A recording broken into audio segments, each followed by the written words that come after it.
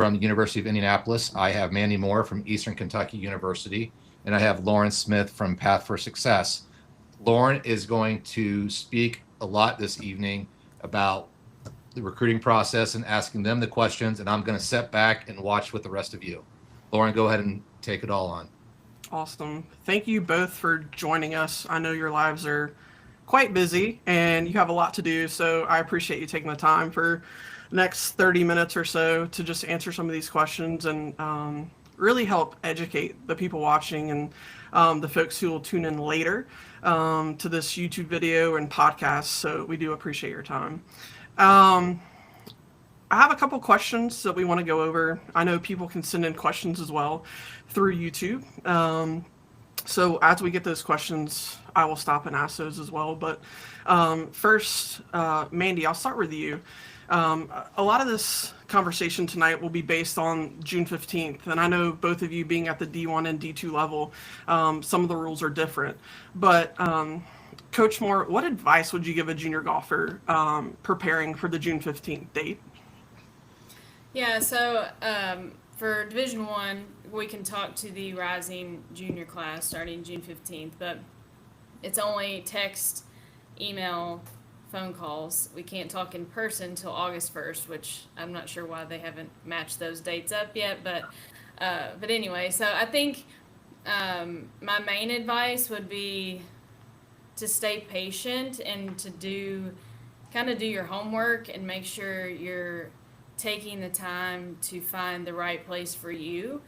I think a lot of the trend lately has been for things to kind of get hurried up, and you're starting this process in the middle of high school and everybody's so young that like you may not know exactly what you want right away, but taking the time to take some visits and talk to different coaches at different programs, maybe even different levels of programs, just to kind of see what's the best fit for you and your path, and not going off of what you think other people think you should do or what you're seeing on social media from your friends or things like that. So there's so many options out there, so many great programs that if you take the time to do the research and take the visits, I think that you'll be happier in the long run and make a better choice.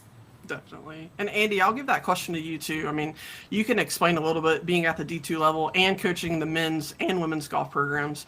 What would you say to a junior golfer who maybe wants to play at the D2 level? What advice would you give them?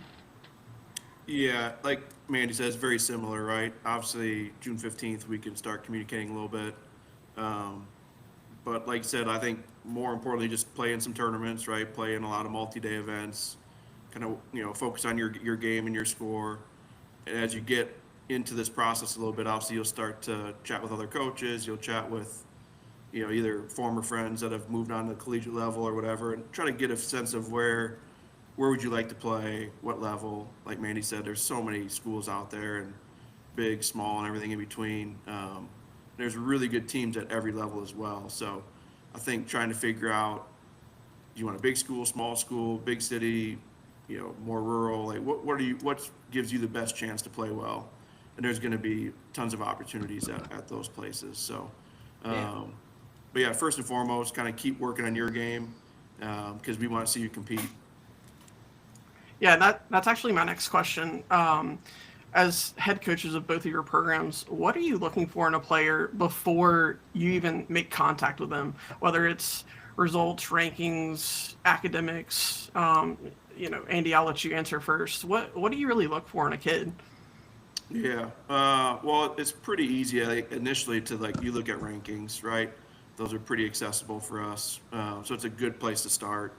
We'll look at rankings based on what we feel like maybe in the past we've been able to see. And then usually we'll see a bunch of scores that go with that, right? Those leads to the rankings.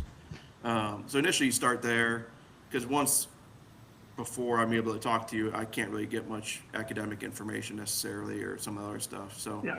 I'll usually start with scores, rankings, and then kind of go from there.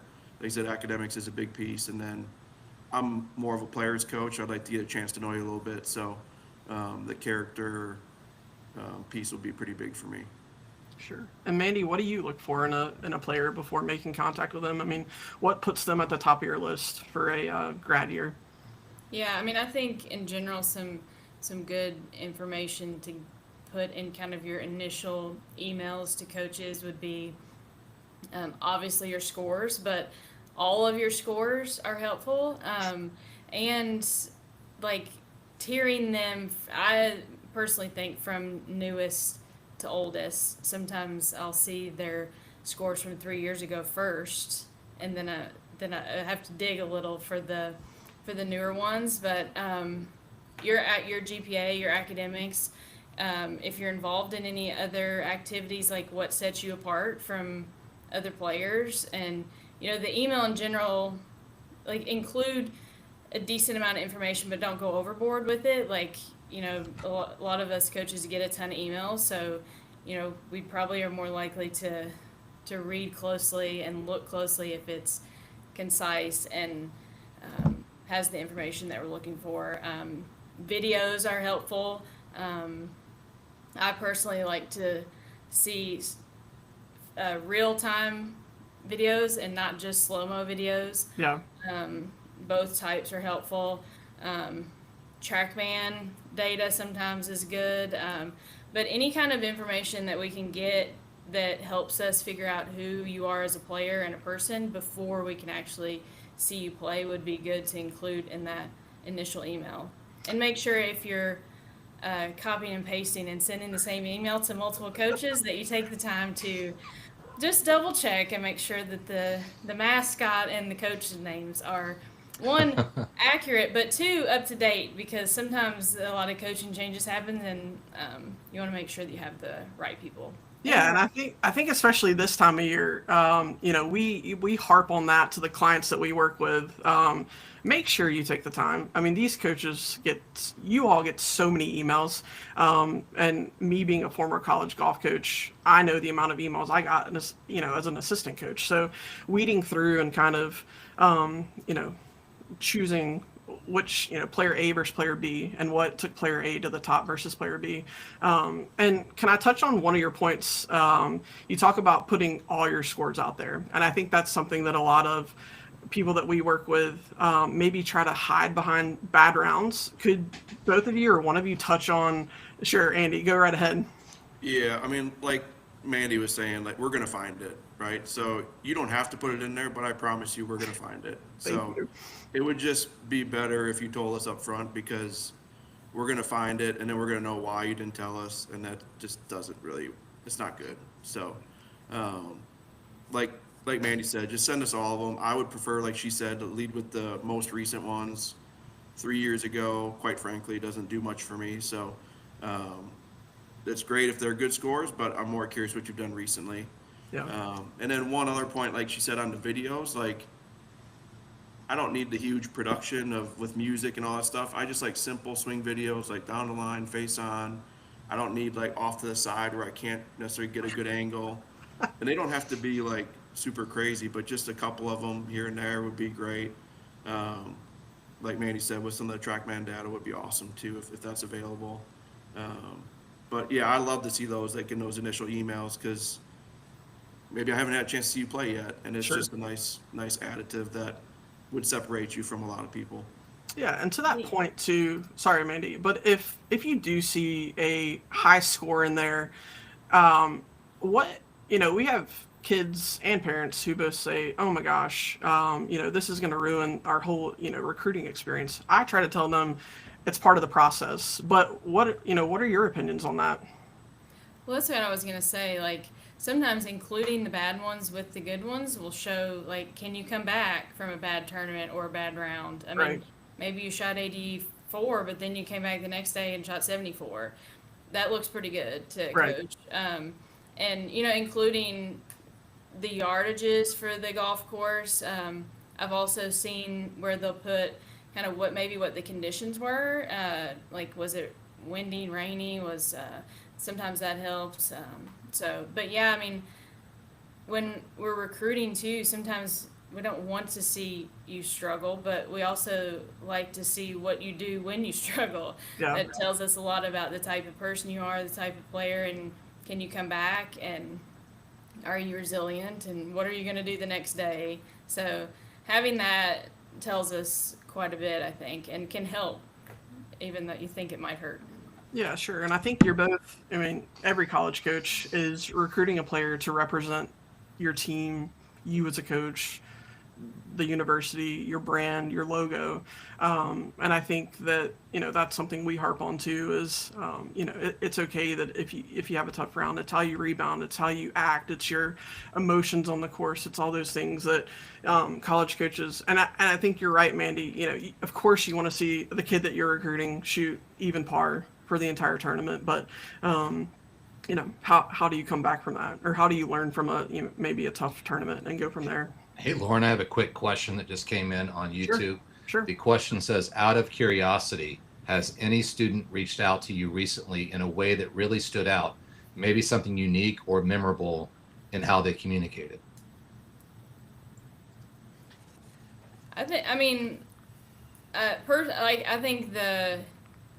sometimes having something in there that you like to do outside of golf, maybe, like, what are you into? Do you have like a unique talent? Like, are you, into piano, or I don't know, something like that, or, something that sets you apart from everyone else. Like, everybody's playing golf, junior golf, and wants to play college golf. Like, what makes you different, kind of, I think is a general, I can't think of a specific, but. Yeah, I had one recently, which, again, for me, it was cool because this is my first year at UIndy, and so this person said, like, hey, congrats on a great first year. You saw your teammates in the national championship, and they even said a couple of things about, like, throughout our year, and I was like, well, that's kind of cool. Like, they knew it was my first year here and all that, so just like Mandy said earlier, like, doing some of the homework to know Right. that, hey, like, coach was only here for a first year, and and then there was another one where it just had a really nice, like Mandy said, we get a lot of emails. And so this one was like the perfect amount of information. It was like, a nice little blurb, like intro. Then it was like some bullet points of scores, upcoming schedule, a swing video. And then it was perfect. I was like, wow, like that was really, really solid. It wasn't like a novel, and it was just well done. So those were two examples for me recently where it's like, you could tell that they've had some good coaching on that, because those were both like really well done. Yeah, and it's really for a lot of them, it's the first impression they're making on you all. And I think we talk about first impressions in life in general, and it's all how you carry yourself, the words you use when you're speaking to people. And I preach that emails are very important, and the more work that they do on your specific university and the time that they take to write those emails is really important. So thanks for answering those questions.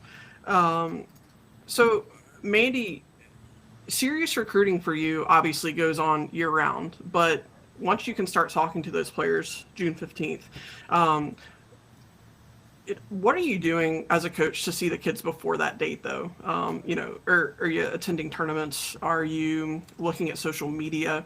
What kind of things are you looking for, so that the people listening can maybe, up their Instagram game a little bit, or play in some bigger tournaments, something like that?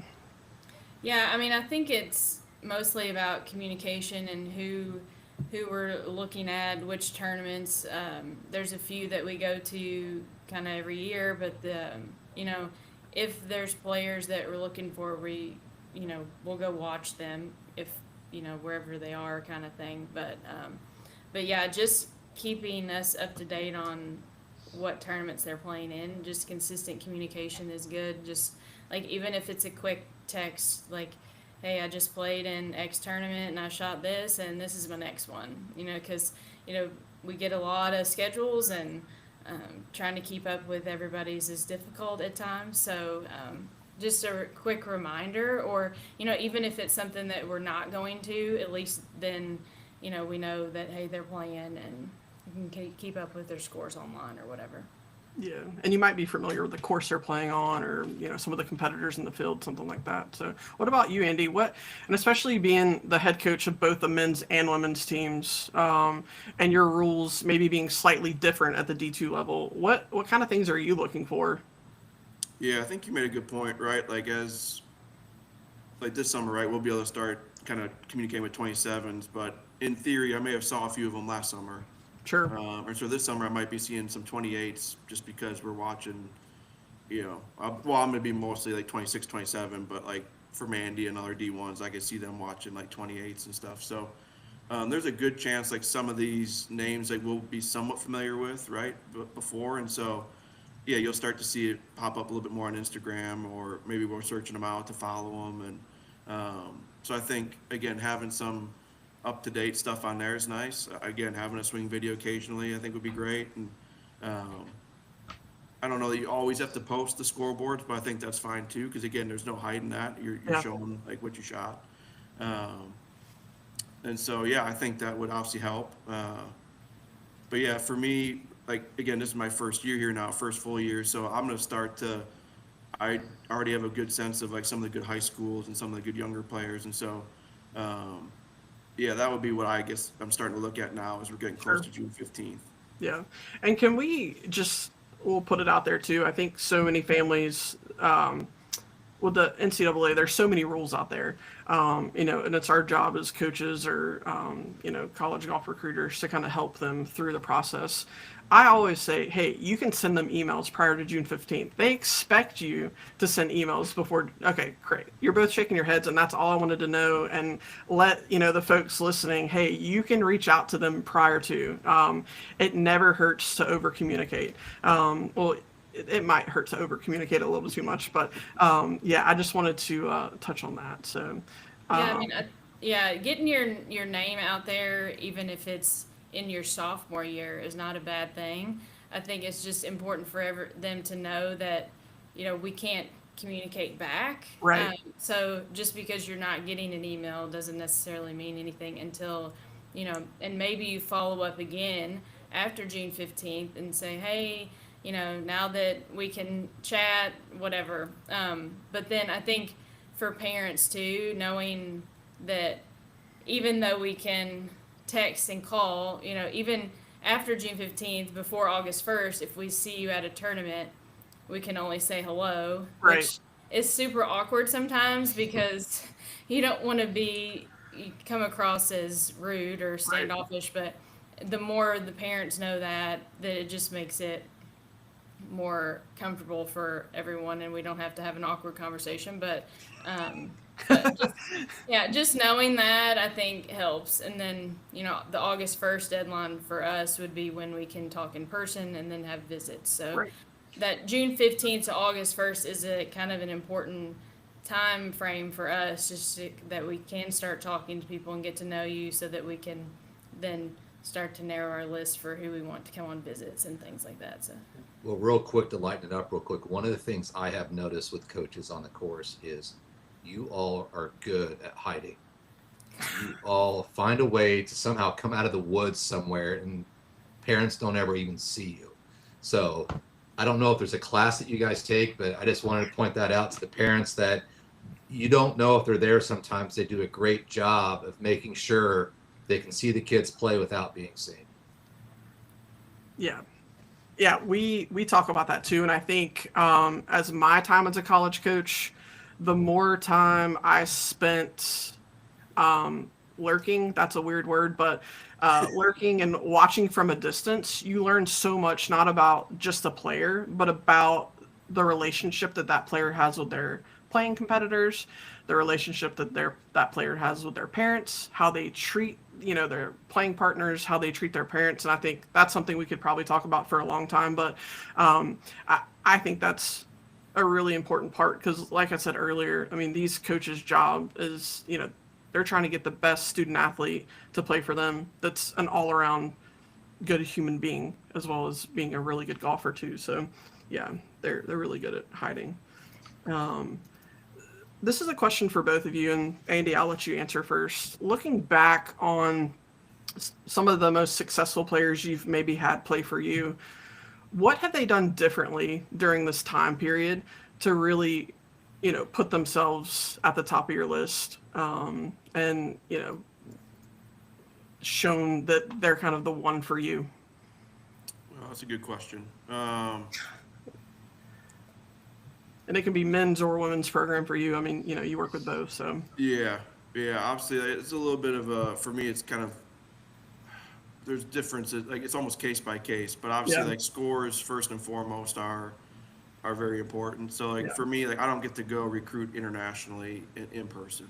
Hmm. And so like for an international, I'm watching like scores. And so if I see a lot of really good scores, I'm like, oh, pretty interested by that. And then it'll Yeah. be like, doing Zooms with them and trying to get a chance to know them and see what they're like and talking to people in their sphere. But if I get a chance to watch them play, the ones who I guess really like have jumped to the top of my list are exactly what you said before. Like they're awesome to their parents, they're playing partners to the course. Like even if they're having a bad day, like Mandy said, like I almost love to see them like have a not a great day, because we know what that looks like. Good is Yeah. good, but what does it look like when it's a struggle, right? Like something's just a little bit off, and how do you still post a reasonable score on that day?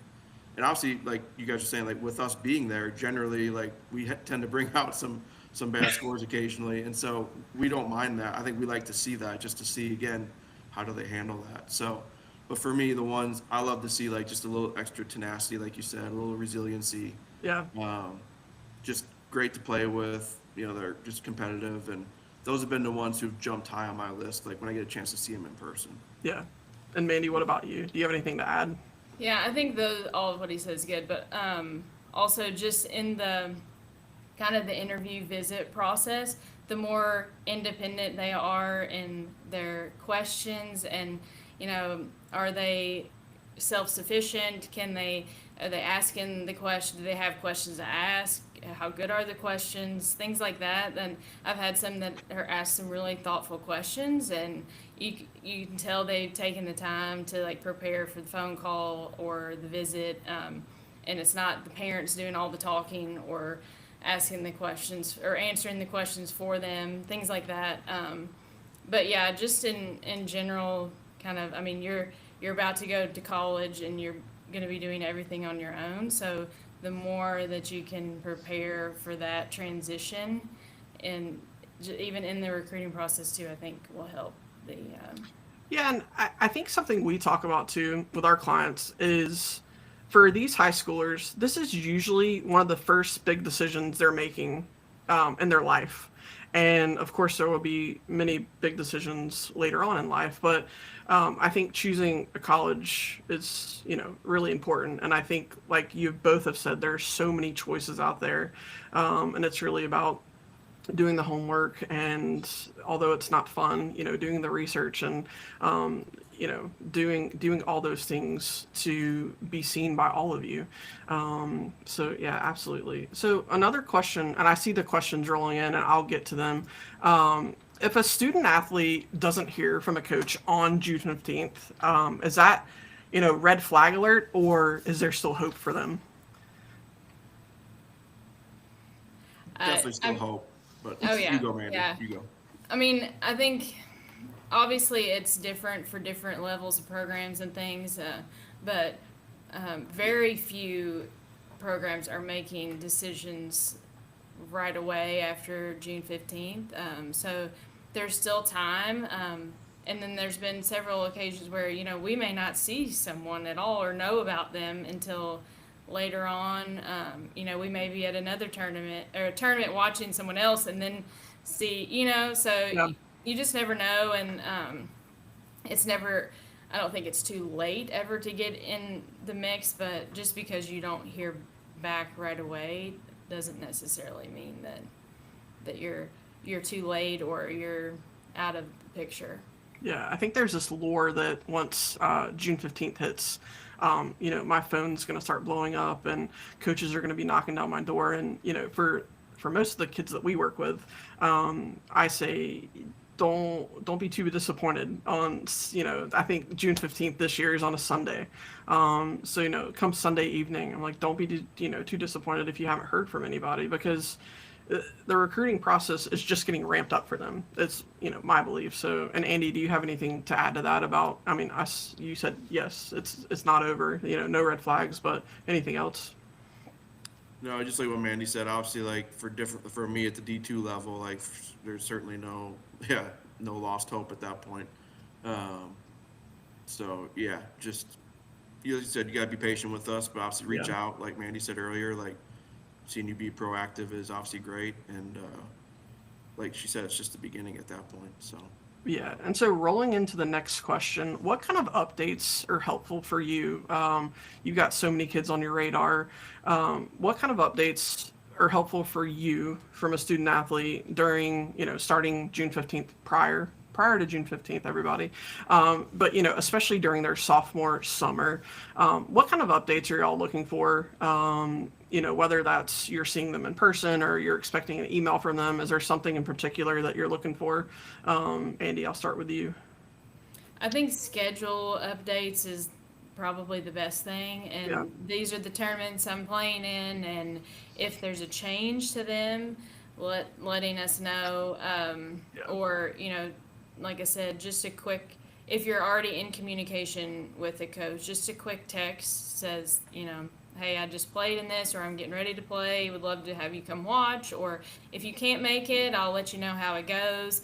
It can be quick, but like consistent. That way, we're not forgetting about that kid if we're hearing from them, and they're keeping Right. us updated. So, Yeah. I think mostly schedule because that's where we're going to try to see them play. So knowing where they're going to be and when is helpful. Yeah. Andy, what about you? yeah, no, Manny's spot on. Obviously, just any kind of schedule updates. And I wouldn't mind having just a little brief recap, whether it says text or email, just like, hey, I just got done with the junior PGA, and I shot X and Y, and how did it go? How you played. So just little bits like that would be, because if I wasn't there, like, it'd be nice for me to hear a little extra context. Sure. Um, we have a couple of questions about maybe the change in the landscape of NCAA, and I've got one more question before we get to that. But what, in your you all's opinion, can a student athlete do, whether it's on the golf course, off the golf course? And you both already touched on it, but how can they prove that they're the right fit for your program?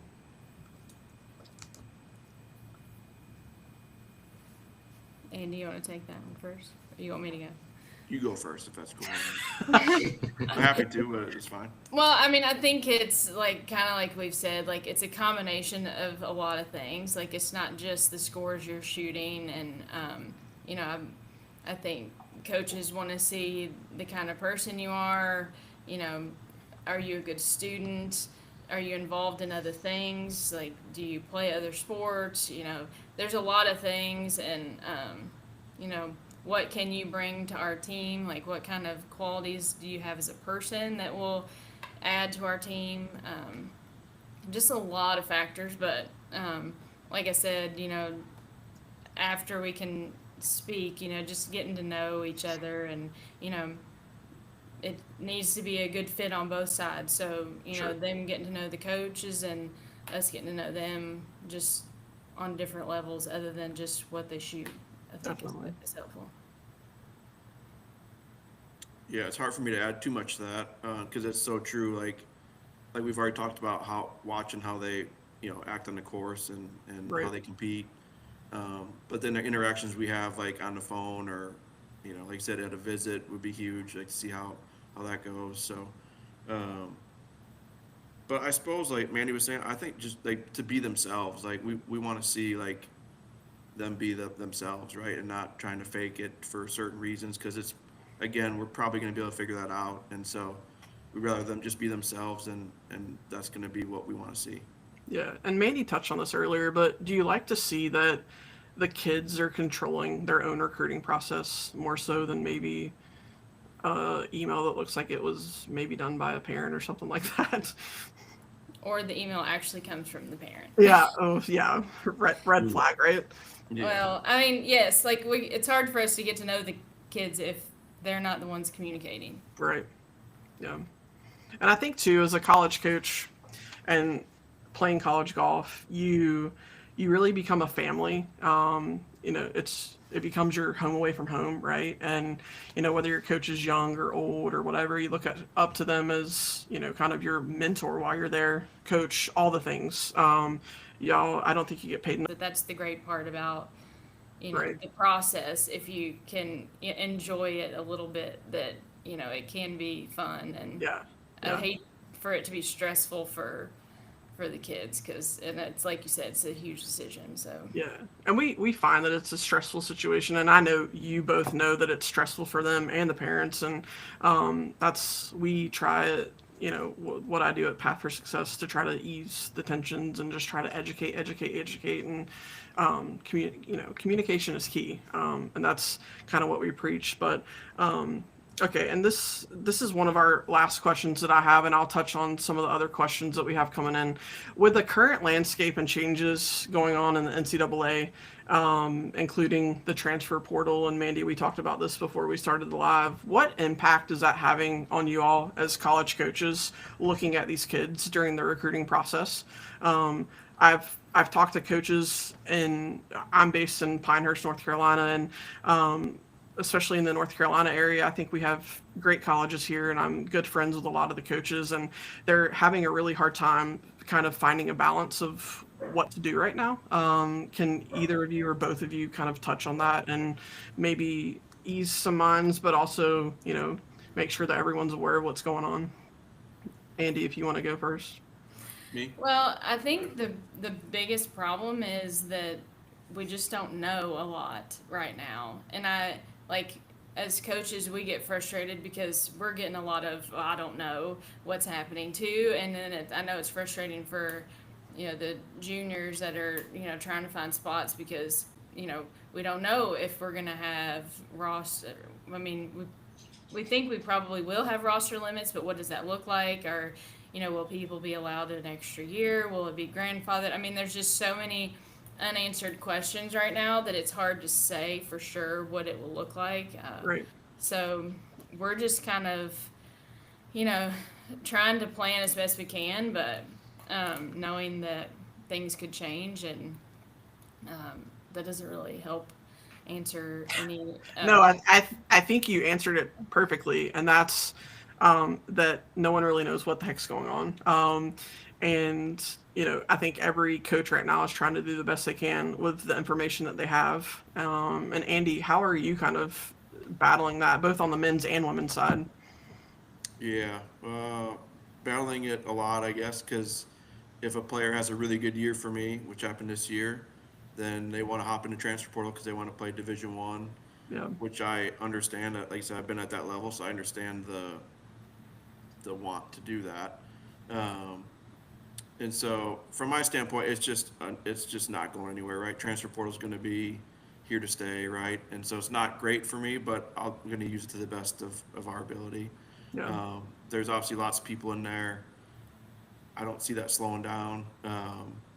But I guess I would try to encourage everybody listening to try to find like a spot where you plan to be there for 4 years. I think, I mean, we're not basketball or football. That seems to be even more ridiculous, but at least like for golf, it's hopefully a little bit better. But yeah, from my standpoint, I went somewhere for 4 years and had a great time. And if you try to go somewhere, a different place every year, like you miss out on those relationships that you would otherwise get if you were at the same place. So, Yeah. Yeah, I mean, I think that, back to my initial point about stay patient and take your time to try to find the right fit, because obviously there's going to be scenarios where the transfer is a good option for people, but, I feel like if you, take the time to really get to know where you're going and if it's going to be a good fit for you, that hopefully you will want to stay there, like Amy said, for 4 years, and you'll like the environment that you're in. But yeah, it's the portal is a whole different dynamic. Yeah, and I think football and basketball aside, we talk about loyalty a lot, and I think you do all of this work. You play in golf tournaments. You try to do the right things as a kid. The parents are trying to make the right decisions, and you do want to do the homework, like Andy said, so that you're picking a university that you plan on staying at until you graduate. And yeah, of course, there are circumstances that come up with success, or sometimes it's just ends up not being the right fit. But we always try to preach, that's why we do the work ahead of time. And that's why you have so many schools on your initial, list, and, you're having all these conversations and all the email correspondence and, meeting the coaches and what feels right for you. So I definitely think that's spot on. So those are all the questions I have on my end. Do we have any more, Trent, coming in that I need to be aware of? Let me take a look here. I don't believe that we do. I guess from a parent's perspective on relationships with parents during the process, how does that look from a coach's perspective? Your job's to have that relationship with the student athlete, but how does the parent mix come involved with that?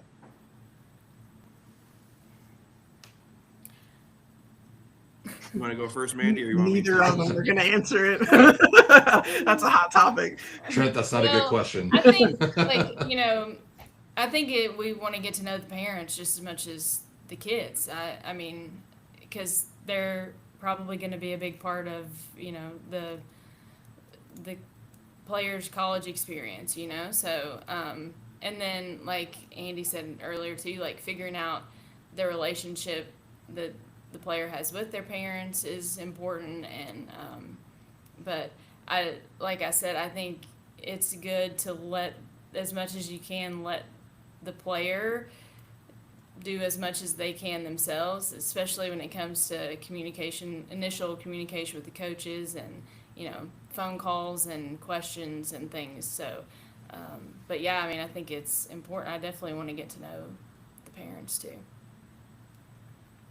Yeah, from my standpoint, I would say, like she said, I'm recruiting you almost a little bit like I'm recruiting a player. So it's going to be obviously a little bit different, and I would just encourage you to support your kid like to the best way you can, right? Help and support them to be in communication with us and just to relax and just play golf, have fun, and enjoy the process. Like Manny was saying earlier, we know it's stressful, but it's stressful for us too. So just understand that throughout the whole deal. And but yeah, 100%. Like we're going to get to know the parents, or at least I am, because it's a huge part, like Mandy said.